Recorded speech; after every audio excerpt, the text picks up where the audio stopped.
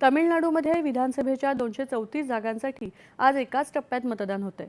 सकाळी 9 वाजेपर्यंत या राज्यात 18% मतदान झालंय।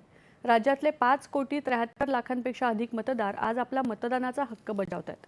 मुख्यमंत्री के स्टॅलिन, उपमुख्यमंत्री उदयनिधी स्टॅलिन आणि केंद्रीय राज्यमंत्री मुरुगन यांनी चेन्नईमध्ये, तर भाजपा नेते अण्णामलाई यांनी कोइंबतूरमध्ये आपल्या मतदानाचा हक्क बजावला।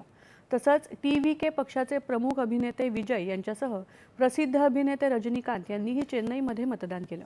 तामिळनाडूमधल्या मतदारांनीही या मतदानात उत्साहानं सहभागी व्हावं असं पंतप्रधान नरेंद्र मोदी यांनी म्हटलंय। लोकशाहीच्या या पवित्र कर्तव्यात उत्साहानं सहभागी होण्याचं आवाहन पंतप्रधानांनी केलं। विशेषतः युवा आणि महिला वर्गानं मतदानासाठी मोठ्या संख्येनं पुढे यावं असं पंतप्रधानांनी म्हटलं आहे।